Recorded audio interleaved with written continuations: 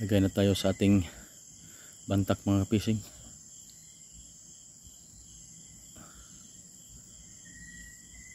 Natungan namin ang dahon ng niyog mga fishing. Tapos natungan din ang bato para hindi siya lulutang. Ayun yung isa. Alim din na butas dito mga fishing. Ito rin kami nakakuha ng kasili nung habang nag-fishing kami dito. Pero sana lang ngayong gabi wala mag-night fishing, kasi pag mayroon mga fishing siguradong itong mga bantak natin wala nito bukas. Siguradong empty na to. Kasi sana may biyaya bukas mga fishing makahuli ng maraming ulang. Ano isa? Pagkalinaw, tingnan nyo naman, nakapalinaw ang tubig. Mga fishing, mag-iihaw natin itong pamain natin dito sa ating mga fishing. Bantak kasi ito kung tawagin dito sa amin mga fishing ito. Bantak sa Bisaya. Pang ulang lang ito mga fishing, pero pag may kasili, papasok din kasili nito. Sinasadya namin na malaki ang binili namin. Binibili namin ito mga fishing. Ito. 200. Tapos 200 ito mga fishing ito. Buhat isa. Oh. Order kayo pag may kailangan kayong ganyan. Oh, kung gusto niyo ganito mga fishing, order lang kayo mga fishing. Para mapuntahan natin ang tagagawa nito. Bantak to sa Bisaya mga fishing. Iwan ko lang kung anong tawag to sa inyo. Tapos itong pamain mga fishing sa ulang, dalawang klase. Ito niyog. Itong niyog mga fishing, dalawang klase ang pamain namin, niyog. Tapos ito, kubong. Kalimutan ko lang kung anong nito. Kasi sa amin, tawag dito sa amin dito mga fishing, kubong. Ito. Pero pwede rin itong kainin. Nakakain rin ito mga fishing. Nakakain din to. Ayan o. Ihaw para mabango. Para maakit ang mga ulang mga fishing. Yan o. Ito yun o. Buo. Ito. Kasi may nakapagsabi kasi sa amin mga fishing na maganda daw ito pamain. Sa ulang ito. Ito. Kubong. You know, ihaw na lang, ihaw para mabango, para maakit ang ulang. You know. Okay, abangan nyo bukas mga fishing. Sana marami tayong makuhang ulang dito sa ating bantak. Okay, bukas abang na lang ha. Okay, magkana na kami ngayon mga fishing. Gabi na kami magkana itong aming mga bantak. Sana lang walang mag-night spear fishing. Sana lang walang mag-spear fishing ngayon mga fishing kasi nagpakalinaw ng tubig. Kung meron man, siguradong wala itong mga bantak natin mga fishing ha. Isda? Sigurado mawala itong mga bantak natin mga fishing pag merong mag sisisi dito ngayon. Ano ilagay ni Peter mga fishing, yung dalawa. Si malalim na butas yan mga fishing yan. Dyan, napakalalim na butas yan. Pag ganito kasi mga fishing, dapat gabi na kana mga fishing ilagay sa ilog itong mga bantak. Hindi ito fish trap, kasi pag fish trap hindi naman yan ulang ang isda. Serm trap to mga fishing, para sa ulang to. Iabang na lang bukas mga fishing ng umaga, kasi umaga pa namin to papandawin. Okay, yan. Ganyan lang paglagay mga fishing. Tapos sarangan ng patungan ng bato para hindi siya lulutang.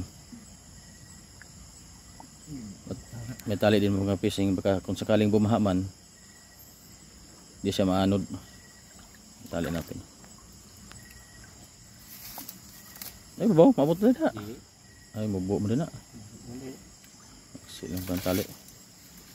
Ganyan lang yan mga fishing. Yan lang paglagay sa ating mga serm trap. Ulang kasi mga fishing ang hinahunting natin dito. Lagay na tayo sa ating bantak mga fishing.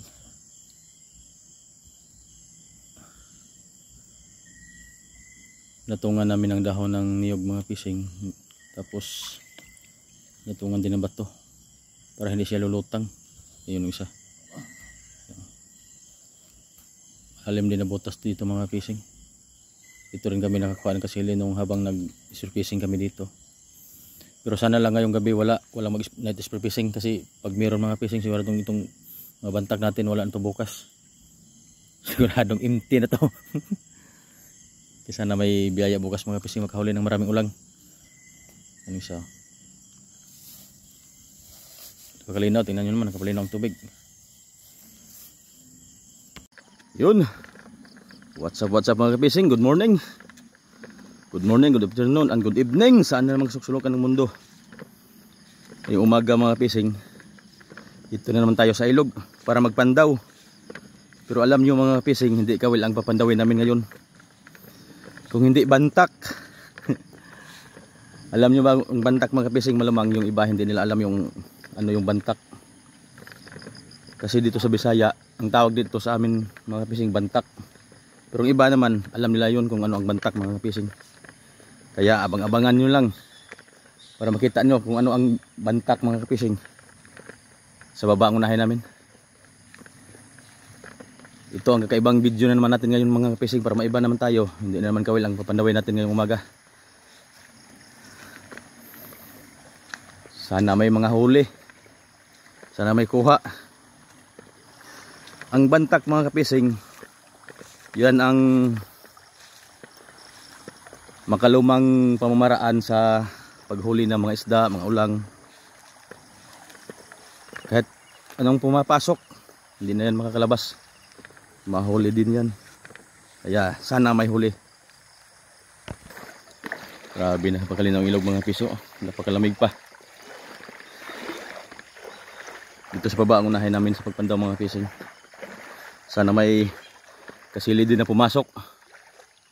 At sana lang walang nag-sport fishing kagabi. Kung meron, sigurado. Wala na tong mga bantak natin dito mga fishing. Yun. Yan ang bantak mga fishing. Ayun o. Naisod? Uwang. Yan ang bantak mga fishing. Iwan ko lang kung anong tawag diyan sa inyo. So, sa amin bantak. Luma na itong mga fishing maliit. Dito ito malaki, bago yan. Bagong bili namin, malaki. Ngayon, alam nyo na kung ano ang bantak mga fishing. Iwan ko lang sa inyo kung anong tawag nito. Fish trap pa rin ito mga fishing. Pero ang iba yung magamit kasi screen. Mga net. Ito sa amin. Ano to? Kawayan na ginagamit nito mga fishing. Yan o, yan malaki yan mga fishing. Bagong bili. Ha? Paisod? Yun. Fishing. Sana may isda. Sili. Isda. Na? Puro magwahing kisi-kisi. Uwang. Uwang lagi paisod? Kasara ka buok. Isang ulang lang mga fishing nakuha. Yan ang dalawa lang natira mga fishing. Sana yan, maraming huli yan.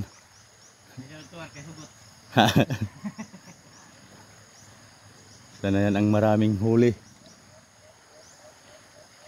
Wala namang ulang dito mga fishing, naubos na. Kaya kailangan na lumipat na naman ng ibang spot. Ito dito parang wala ng ulang dito.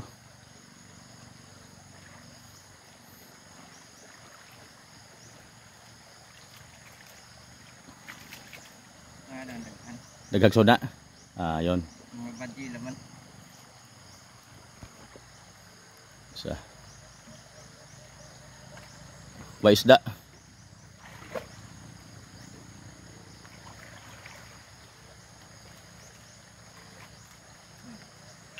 Ha?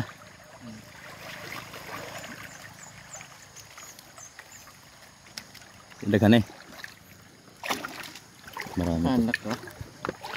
Ay ito marami mga fishing. What? Ha? Kaunti lang huli mga fishing sa 5 bantak. Buti lang. Gamay ram dire. Tulok buok. Yeah. Gumapang na. Tulor lagi. Tulo? Mga banti. Mga laki na ilahom. Wahay na laki ng kuha.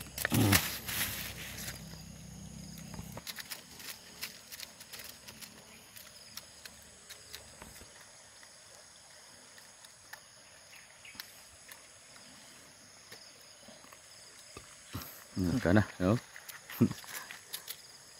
Sige. Yan, no? Gumay, mga badye na. Mga badji man. Sigapanga na.